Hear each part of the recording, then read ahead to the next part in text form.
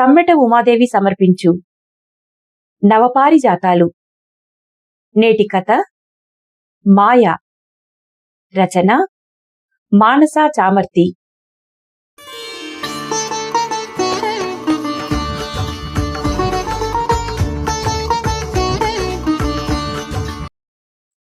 Worry కాకు, ఏం కాదు, రిలాక్స్, భుజాన్ని రుద్దుతూ చెప్తున్నాడు మిత్ర.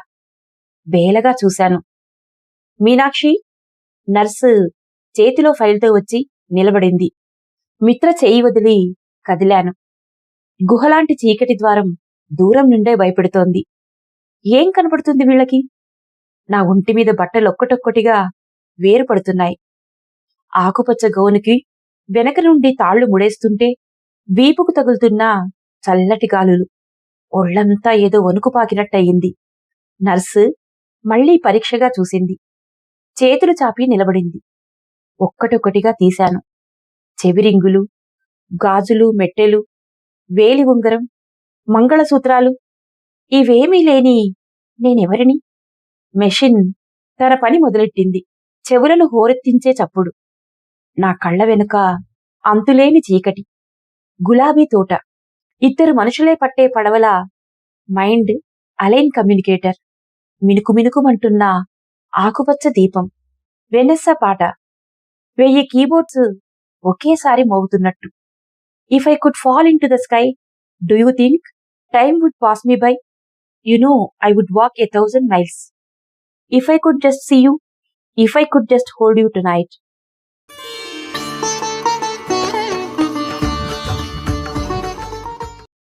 భూ, వావ్ వావ్, ఇప్పుడే అనుకుంటున్నా నీ గురించి.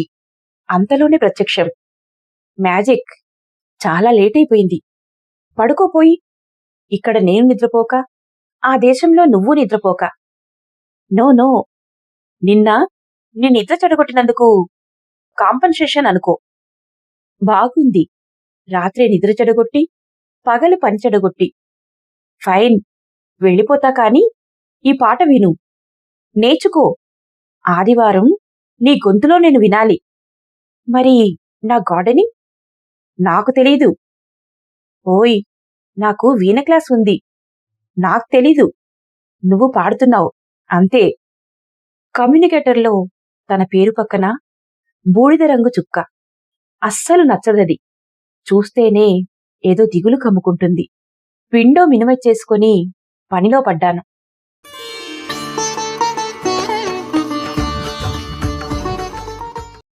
ఎప్పుడెలా పరిచయమయ్యాడో తెలీదు. లోకానికి తానొక కొసన, నేనొక కొసన. మామూలుగా అప్లికేషన్లో ఏదో బగ్ ఉందని ఫిక్స్ చేయమని మెయిల్ పంపడం గుర్తుంది. అది మేం చెక్ చేసి, ఫిక్స్ చేసి, ఫాలో అప్ చేసే లోపల అట్లా ఎట్లా స్నేహితులమయ్యామో కాని, ఆఫీస్ కమ్యూనికేటర్ నుండి యాహూ మెసెంజర్, ఆర్కిట్, అక్కడి నుండి జీమెయిల్, జిటాక్. అసలు పగలు రాత్రి తేడా తెలిసేది కాదు. ఇద్దరం తెలుగువాళ్ళమన్నదొకటి మినహా మొదట మా మాటలు కలిసేందుకు వేరే ఏ కారణమూ లేదు. అవడానికి తెలుగువాడే కాని వాళ్ళ నాన్నగారి ఉద్యోగరీత్యా అతనెక్కువగా నార్త్ ఇండియాలోనే పెరిగాడు. నాకంటే 2 ఏళ్లు పెద్దవాడు. అతను చదివిన యూనివర్సిటీలు, పొందిన పట్టాలు ఎవరూ పోటీపడలేని అతని మేధస్సు మా పరిచయమయ్యే నాటికే అతన్ని నాకంటే 4 మెట్లు పై హోదాలో నిలిపాయి. ఆ పదవులు అందించే బాధ్యత, ఆ బాధ్యతలు మోపే బరువు, ఆ వయసుకు ఆ బరువును మోపినందుకు అందే ప్రతిఫలము అన్నీ నా ప్రొఫైల్తో పోల్చి చూసుకుంటే ఎన్నో రెట్లు ఎక్కువే. చిత్రంగా మాకు ఆ తేడాలను పట్టించుకునే తీరిక లేకపోయింది. ఒక్కటిగా కనపడ్డ ఎన్నో విషయాల మధ్య వేరుగా కనపడ్డ వాటినన్నింటినీ వేరుగానే ఉంచాలనిపించింది. నేను తెలుగులో కవితలు, కథలు రాసేదాన్ని. అతనికి రష్యన్ సాహిత్యం అంటే ఆసక్తి, కవిత్వం అంటే హైకూలే అని చెప్పేంత అభిరుచి. నేనొక్క 4 వాక్యాల కవిత చెబితే కొనసాగింపుగా అతను వాళ్లన్నవి, వీళ్లన్నవి, గుర్తుకొస్తున్నవి అంటూ 1001 కబుర్లు చెప్పేవాడు. నేను పాటలు పాడేదాన్ని. సంగీతం నేర్చుకున్న దాన్ని కాదు. అవిశ్రాంతంగా ఏదో ఒక రాగమలా గొంతెత్తి పాడుకోవడం, నాకొక ఆట విడుపు. అతను కీబోర్డు నేర్చుకుంటుండేవాడు. నేను పాడే పాత తెలుగు పాటలకు నోట్స్ సంపాదించి ఇవ్వమని, కీబోర్డు మీద వాయించి పంపిస్తానని అనేవాడు. బెస్ట్ సెల్లర్స్ అన్నీ ఒకే సమయంలో కొనుక్కుని చదివేవాళ్ళం. వాటి మీద మాట్లాడుకునేవాళ్ళం, చర్చించుకునేవాళ్ళం. పాత్రల ప్రవర్తనల మీద, నవలల్లో వాటి నడత మీద మాట్లాడుకున్నప్పుడు మా ఇద్దరి అభిప్రాయాలు ఎంతో దగ్గరగా ఉండడం గమనించుకుని ఆశ్చర్యపోతుండేవాళ్ళం. మా ఇద్దరికీ ఏదో కుదిరింది అన్న భావన నాలో బలంగా నాటుకుపోయింది. కేవలం తనకు గుడ్ నైట్ చెప్పడం కోసమే నేను ఊరికి ముందు మేలుకొని పని మొదలుపెట్టిన రోజులున్నాయి.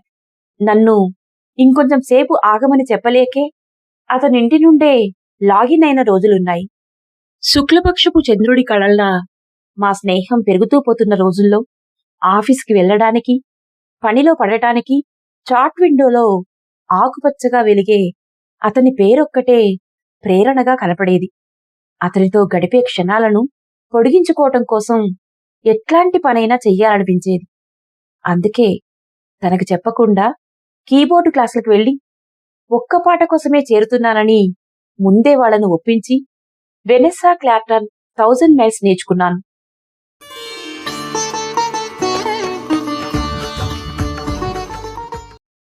2 నెలలు 61 రోజులు రహస్యంగా అతనికిష్టమైన పనే చేస్తూ, అతనితో మాట్లాడుతూ కూడా ఆ విషయం పంచుకోకుండా ఉండటం నన్నొక వివసత్వంతో నడిపేది. లోపలంతా ఉరకలేసే ఉత్సాహం, సంబరం. 2 నెలలు పూర్తయి నేనా పాటను రికార్డ్ చేసి పంపిన రోజు అతని ఆశ్చర్యానికి హద్దుల్లేవు. కాని అటుపైన ఇష్టమైన వ్యాపకమొకటి ఆపేశాక మొదలయ్యే వెలితి అలజడిగా మారి నన్ను అతలాకుతలం చేసింది. అది మొదలు అతనితో ముడిపడని పనులు చేసే ప్రతి నిమిషము నా రోజులో, జీవితంలో వృధాపోతున్నట్టే అనిపించేది. మళ్లీ అతని ఆశ్చర్యాన్ని, ప్రశంసల్ని పట్టివ్వగల విద్యలేవైనా నేర్చుకుని తన కోసమే ప్రదర్శించాలనిపించేది. ఉద్యోగాలు, వీసాలు, కలీగ్స్, వంటలు, ఆటలు, మా మాటల్లో దేనికి అడ్డుండేది కాదు. ఒకరినొకరం అందుకోలేక ఏ ఒక్కరోజు, ఏ ఒక్క సంభాషణ ఆగిపోయినదే లేదు. ఆఫీస్ మెసెంజర్, కాదంటే మెయిల్స్, కుదిరితే ఫోన్స్, అప్పుడే వచ్చిన సోషల్ మీడియాలో పబ్లిక్గా మెసేజ్, దొరికిన ప్రతి మాధ్యమాన్ని వాడుకునేవాళ్లం. దూరం అన్న మాటకున్న అన్ని కొమ్ములు ముక్కలు చేసేసేవాళ్లం. నేను ఇంటికొచ్చినా, వంట చేస్తున్నా, కారులో డ్రైవ్ చేస్తున్నా మళ్లీ తనకు పంపిన మెయిల్ గురించే ఆలోచనలు అవిశ్రాంతంగా సాగేవి. అసంపూర్ణంగా వదిలేసిన ఆ చాట్ విండోలోని ఆఖరి వాక్యం దగ్గరే మనస్సు పడిగాపులు పడేది.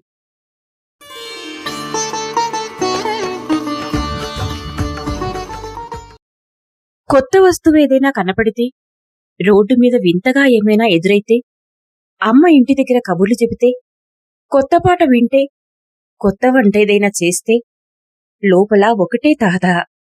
అవన్నీ తనకు చెప్పాలని, ఈ రుచులను, రూపాలను, అనుభవాలను పరిపూర్ణంగా పంచుకోవాలని ఆత్రం. బహుశా అతను అంతేనేమో. లేదంటే చార్ల్స్ నది ఒడ్డున అతను కూర్చునే పార్కులో సిమెంటు పెంచెకి, పక్కనున్న వంగపూ రంగుల పూల చెట్టుకి ఎన్ని అడుగుల దూరమో నాకెలా తెలుస్తుంది? ఎందుకు తెలుస్తుంది? ఆ చెట్టుకి పూలెప్పుడు పూస్తాయో, ఆకులెప్పుడు రాలుతాయో నాకు తెలుసు. అతని కమ్యూనిటీలో కారు దిగితే అతని గడప దగ్గరికొచ్చేసరికి ఆగిపోయేలా ఎన్ని పాటలు పాడాలో, ఏ పాటలు పాడాలో నాకు తెలుసు. 1200 స్టెప్స్ ఉన్న ఫ్లాట్లో ఒంటరిగా ఉండే ఆ మనిషి ఎక్కడేం పెట్టుకుంటాడో, ఎలా పడుకుంటాడో అన్నీ తెలుసు. నెలలో 4వ శుక్రవారం వస్తే అతను రిపీట్ చేయాలనుకోని బట్టల జతలు తెలుసు. పండగలొస్తే కొనుగోళ్ల కబుర్లు, నేను చేసే పూజల ముచ్చట్లు, నా స్నేహితులు, నా పని ఒత్తిళ్లు అన్నీ అతడికి తెలుసు. భయమొస్తే నేనే మంత్రం చదువుకుంటానో కూడా తెలుసు. ఇట్లాంటివన్నీ అడిగి అడిగే అతను నన్నొక మాటల ఊటబావిని చేశాడు. అతనికి చెప్పుకోవడం కోసమే జీవితంలో జరిగే ప్రతి విషయాన్ని నేనింతలా గమనిస్తున్నానేమో అనిపించేది. అతని ఉనికే నా జీవితంలో లేకపోతే నేనసలు దేనిని ఇంతలా అనుభవించలేనేమో అనిపించేది. నా లోకంలో అతడున్నాడన్న స్పృహ నాకెంత బలమిచ్చేదంటే, నేను ఎంతటి పనితో ఉక్కిరిబిక్కిరవుతోన్నా, శారీరకంగా ఎంతటి నిస్సత్తువతో వాలిపోవలసినట్టున్నా, పసిదనపు హుషారేదో వెల్లువలా నా లోపల్లోపల క్షణక్షణం పొంగుతూనే ఉండేది. బయట నుండి ఏ శక్తి కదిలించలేనంత స్థిరంగా, బలంగా ఉండేదా సంతోషపు స్థితి. అతని తలపుతో మా మధ్య నడిచిన సంభాషణల్లోని ఏదో తుంటరి మాటతో నా పెదవుల మీద సన్నటి నవ్వు ఎప్పుడూ తాళట్లాడుతూనే ఉండేది. ఇద్దరికీ అర్థమయ్యే అబద్ధపు అలకల్లో బతిమిలాడడాలు, బింకంగా లొంగిపోవడాలు అన్నీ సహజంగానే జరిగిపోతుండేవి. చాలా అరుదుగా కొన్ని కాల్స్లో ఇద్దరమూ జాయిన్ అవ్వాల్సొచ్చేది.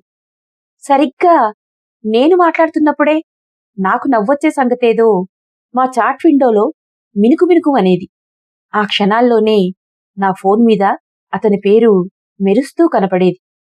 నేను చెప్పేది ఆపినట్టే ఆపి మళ్ళీ వేగంగా అందుకుపోయేదాన్ని. అది అతన్ని పట్టించుకున్నానని, గమనించానని అందరి ముందు ఒప్పుకోవడం అతనికది కవ్వింపు. నాకేమో ముందు వెనుకలు గమనించుకోలేని గాఢంపు మైకం. చదువుతున్న పుస్తకంలో ఏదైనా ఆసక్తిగా కనపడితే నన్ను చూడమంటూ ఆ పేజీల ఫోటోలు తీసి పంపేవాడతడు. లేత గులాబీ రంగు గోరుతో కాగితం లేవకుండా నొక్కిపట్టుకున్న అతని చూపుడు వేలు ఆ ఫోటోలో మూలన కనపడేది. దానిమీద ఒక నెలవంక రంగు రూపు, ఆ వేలికరుపు మీద ఒక చిన్న సొట్ట, ఆ సొట్టలో ఓ పుట్టుమచ్చ. నా చూపు పదే పదే ఆ కాగితపు మూల చిక్కుకుపోయేది.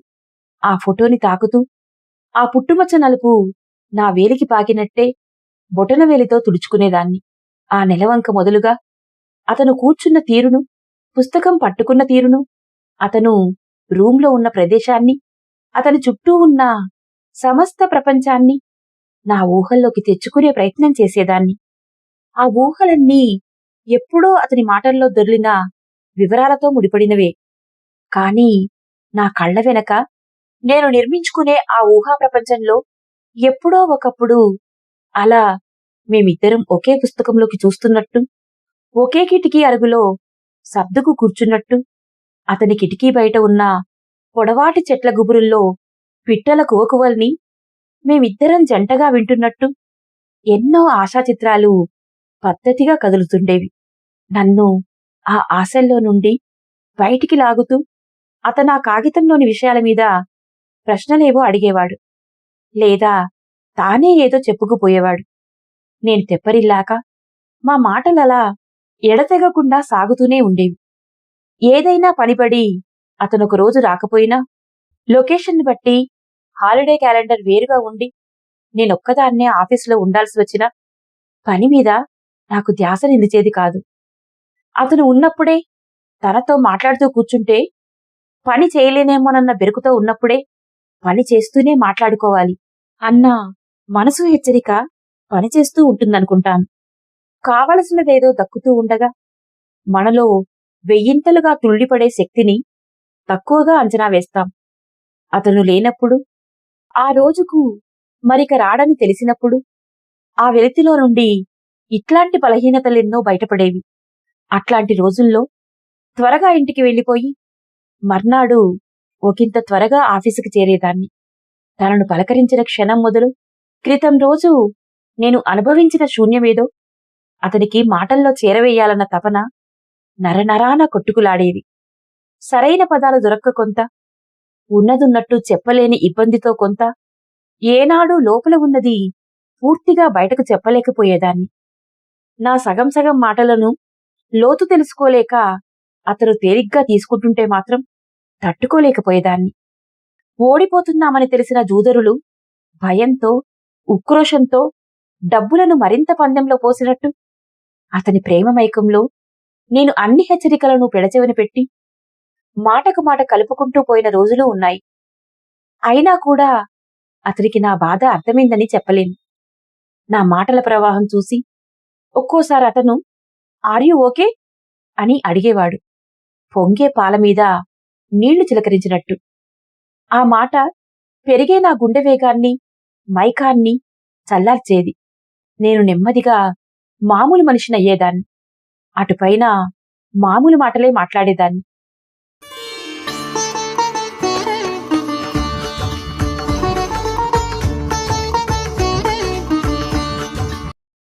అతను నాకిచ్చింది ఒక్క జీవనోత్సాహమే అనుకుంటే మనసు ఒప్పుకునేది కాదు.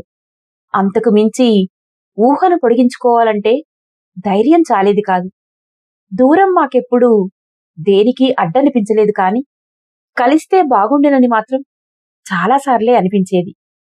దగ్గరగా మసులుకోవాల్సి వస్తే మా స్నేహం ఏ మలుపు తిరుగుతుందోనన్న కుతూహలం ఉండేది.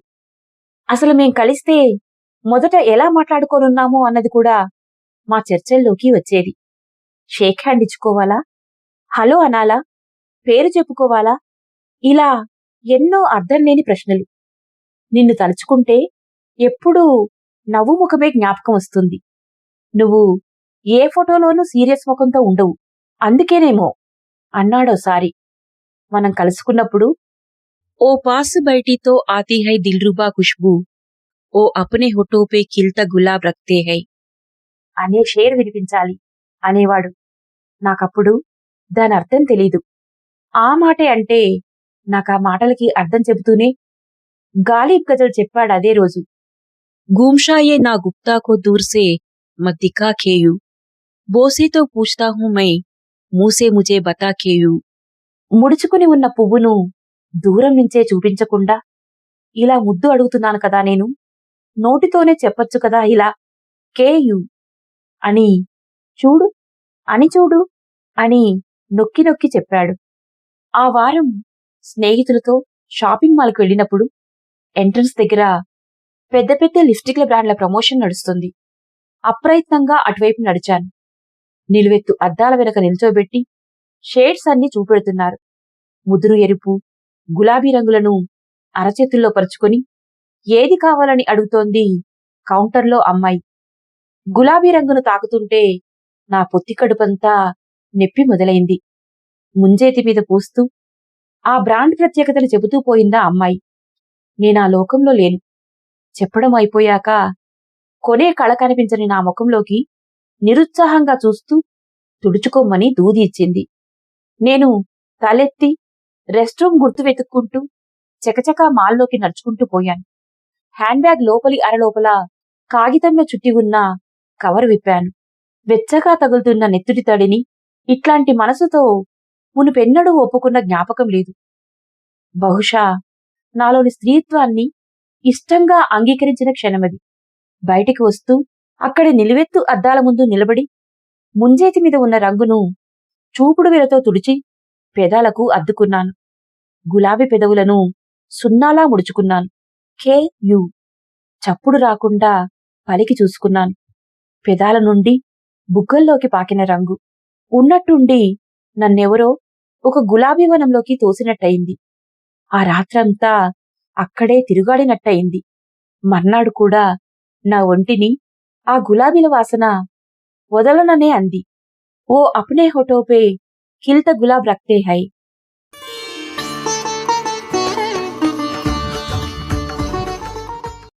ఎంత మాట్లాడినా ఇష్టం కనపడేది కాని ఇది ప్రేమేనా అని ప్రశ్నించుకోవడం తెలియలేదు. అతని కోసమే ఎంచిపెట్టుకున్న రింగ్ టోన్ అది మోగుతుంటేనే గుండె ఉలిక్కి పడేది. అతని మాట వింటే ఊయలలూగేది.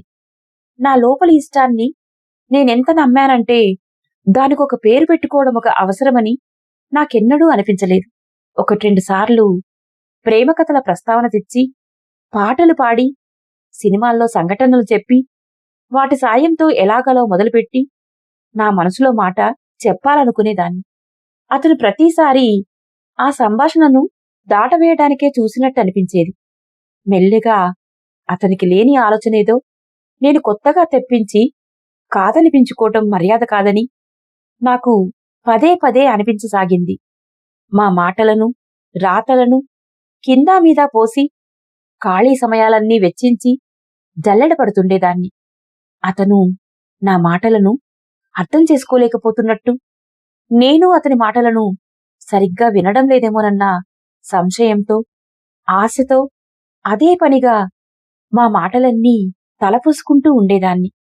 కాని అలాంటిదేమీ లేదని ఎప్పటికప్పుడు తేటతెల్లమవుతూనే ఉండేది. నాకు పెళ్లి సంబంధాలు చూస్తున్నారని చెప్పాను. పెళ్లి జీవితంలో చాలా ముఖ్యమైనదని, ప్రేమ నిత్యం నీళ్లు పోసి పెంచుతూ జాగ్రత్తగా చూసుకోవలసిన మొక్కలాంటిదని మటుకు చెప్పి ఊరుకున్నాడు. నా మనసుకిదంతా కష్టంగా ఉండేది. ఏం చేయాలో తెలిసేది కాదు. నేనే మాట చెప్పినా ముందు వెనకల ఆలోచనలన్నీ నాకే కొత్తగా చెప్పే మనిషి ఈ ఒక్క ఆశని అర్థం చేసుకోలేదంటే ఎలా నమ్మగలను? 4 ఏళ్లు పగలు రాత్రి తేడా లేకుండా వేరే మనుషుల లోకం తెలియకుండా గడిచిపోయింది. ఇక అప్పుడు కొత్తగా ఎవరిని చూసినా నాకు పరిచయం లేని లోకంలోకి నడుస్తున్నట్టు అనిపించడం మొదలైంది. నేను చెప్పగలిగినంతగా, అతనికి అర్థమయ్యేటంతగా నా ఆశను నేను చెప్పాను. అతను బదులివ్వకపోవడాన్ని నెప్పి సోదుల్లా పొడుస్తున్నా మనసుకి అంగీకారం అవ్వాల్సిందేనని మరీ మరీ చెప్పుకున్నాను. ఇంకా స్పష్టంగా అడగాలని, ఇంకోసారి అడగాలని, అతను ఏ కారణం చెప్పినా మరేం పర్లేదు, ఏదో ఒకటి తేల్చేద్దాంలేమ్మని నచ్చచెప్పి ఒప్పించాలని బలంగా అనిపించేది. కాని ఎలా? ఎందుకు? ఇది ప్రేమే అయితే ఇలా జరగకూడదు. ఇది ప్రేమే కానప్పుడు నేను బందీని కాకూడదు. అతన్ని బలవంత పెట్టకూడదు, బాధపడకూడదు, మర్యాద మీరి అతని మనస్సు నొప్పించకూడదు. అందమైన కలలాంటి, అమృత కలశంలాంటి ఈ కాసిన్ని దినాల సౌందర్యాన్ని నేను బద్దలు కొట్టుకోకూడదు. ఇంతే అనుకున్నాను. నాకు పెళ్లి కుదిరింది. అతనికి శుభలేఖ పంపాను. పంపేటప్పుడు నాలో పెద్ద ఆలోచనలేమీ లేవు. బహుశా నా మనస్సును నేనప్పటికే ఎంతో కొంత సమాధానపరుచుకోవటం, ఆలోచనలతో రాజీపడి శాంతింపజేసుకోవడం కారణమై ఉండవచ్చు. అతని నుండి బదులు వచ్చింది. కంగ్రాట్స్ లేదు. పెళ్ళంటే అందరూ అడిగే మరే ప్రశ్న లేదు. ఒక్కటే వాక్యం, ఆర్ యూ కిడ్డింగ్ మీ అని.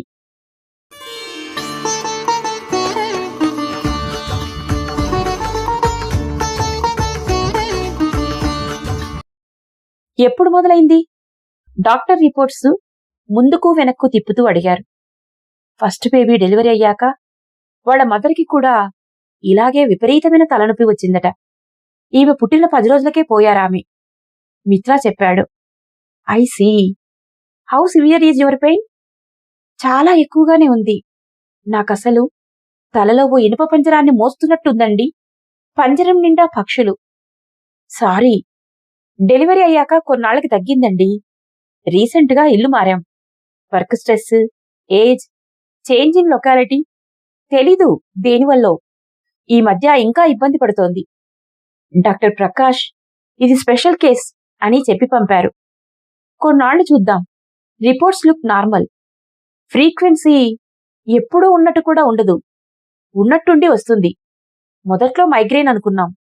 హోమియోకు కూడా వెళ్ళాం. కానీ మందుల వల్ల కాదు. మెల్లగా దానంతటదే సర్దుకోవాలి. Otherwise she very happy person. కెరీర్లో study progress, great mom and a wonderful companion. Mitra చెప్పాడు. నైబర్స్తో ఏమైనా ఇబ్బందులు? క్యాజువల్గా అడిగాడాయన. మిత్రా నా వంక చూశాడు. లేదన్నట్టుగా తల ఊపాడు. ఆయనింకా 3-4 నిమిషాలు మామూలు ప్రశ్నలే వేశాడు. మళ్లీ కలవాలన్నాడు. పంపే ముందు నాతో don't be so hard on yourself and don't overthink అని మాత్రం చెప్పాడు. ఆరోగ్యమంతా ఆలోచనల బై ప్రోడక్టే కదా. నాకు అర్థమవుతోందా? జల్లు కొడుతోందని కిటికీలు మూయబోతూ ఆగాను. ఎదురింటి వాళ్లంతా అప్పుడే ఎక్కడి నుండో వస్తున్నట్టున్నారు. కారులో నుండి బ్యాగ్స్ తీస్తున్నారు. రేష్మి, వాళ్ళమ్మాయి, ఇంట్లోకి వచ్చేయమని పిలుస్తుందావిడ. వానలో తపతపా అడుగులేస్తూ వెళ్లి మెట్ల మీద నిలబడింది. ఆ అమ్మాయిని మందలిస్తూ జుట్టుపట్టి చూసి బ్యాండ్ విప్పేసిందామె తుడుచుకోమంటూ. జల్లు నా ముఖాన్ని తడిపేస్తోంది. గడ్డకట్టిన గతమేదో కరిగి కన్నీరవటానికి సిద్ధంగా ఉంది. ఇప్పుడేమైందని ఈ రష్మిని వాళ్ళమ్మ గొంతెత్తి పిలవడం నా చెవిని పడ్డప్పుడల్లా ఆరి ఆరని ఆమె మాడు మీద కొబ్బరి నూనెను అద్ది నల్లని జుట్టునలా వదిలేసి బడికి పంపడం నా కంటపడ్డప్పుడల్లా, ఏదైనా పనిమీద నేను డాబా మీదికి వెడితే ఎదురింటి డాబా మీద తీగలను పట్టి ఊగుతూ ఆమె బట్టలు కనపడ్డప్పుడల్లా ఏవేవో ఊహలు నన్ను లాక్కెళ్ళి గతంలో నిలబెట్టేవి. నేను గాజు కళ్లతో వర్తమానంలో ఫ్రీజై నిలబడిపోవటం నాకు తెలుస్తూనే ఉండేది. నా చూపులు తదేకంగా ఒకే వైపు నిలబడి రెప్ప కూడా వాల్చలేనంత లోతైన ఆలోచనల్లోకి నన్ను ఈడ్చుకుపోవటం నాకు అర్థమవుతూనే ఉండేది.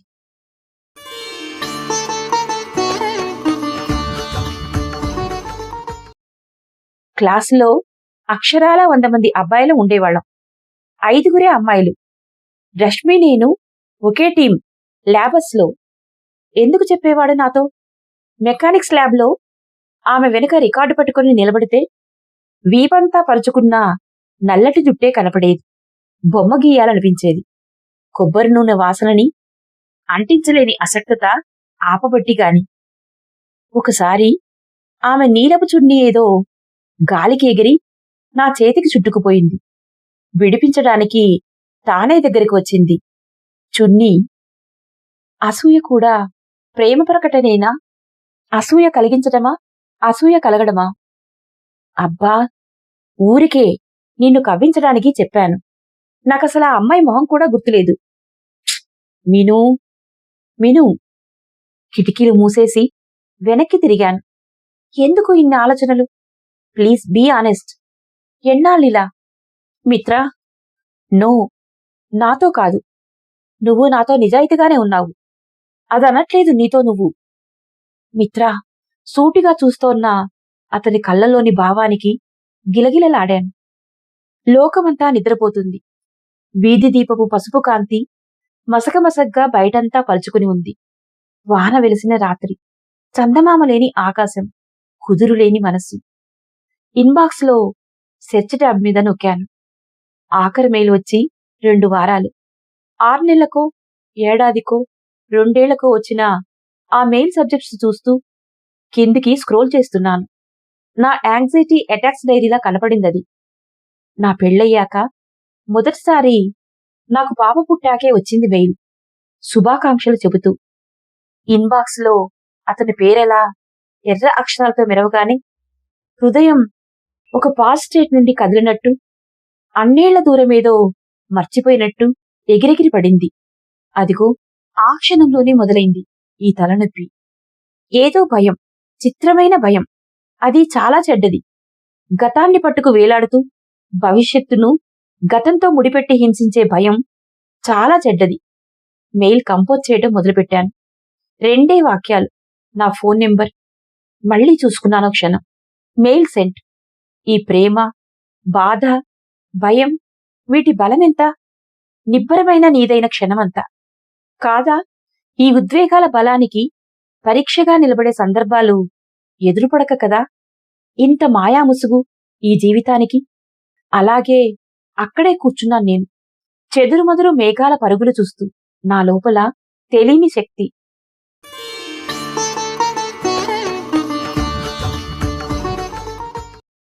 మెయిల్ పంపిన 5 నిమిషాల్లోనే ఫోను బజ్జుమంది. Vibrate mode. నా రాత్రి, అతని పగలు, దూరాలు, దేశాలు ఏమైనా మారిందా? వాట్సాప్లో మాటలు మొదలయ్యాయి. అతని డీపీ చూశాను. ఊహించినట్టే ఫ్యామిలీ ఫోటో. అతను తన వాళ్ల గురించి చెబుతున్నాడు. మిత్ర పిల్లల గురించి ప్రశ్నలు అడుగుతున్నాడు. Tick, blue tick. స్మృతి, భ్రాంతి అన్నీ నేనే అయిన క్షణం. అభయంలా నన్నెవరో అల్లుకున్న క్షణం. ఉన్నట్టుండి నా తల తేలికపడిపోయింది. లెక్కపెట్టలేనన్ని పక్షులు నా తలమీదుగా ఆకాశంలోకి ఎగిరిపోవటం కనపడింది. అవన్నీ ఒక వలయంలా ఎగురుతూ వాటి ముక్కులతో ఒక పెద్ద పంజరాన్ని మోసుకుపోవడం గమనించి ఆశ్చర్యంతో చూశాను. It felt like a magic. Mitra దగ్గరికి పరిగెత్తాను. హత్తుకుపోయానతన్ని. నా గుండెల్లోని తేలికదనం తనకు తెలుస్తోంది. నా సంతోషం తనకు తెలుస్తోంది. రెసిప్రొకేషన్ నేర్పించనక్కర్లేని తోడుండటం ఎంత అదృష్టం. విండోలో సంభాషణ మినుకు మినుకు అంటూనే ఉంది.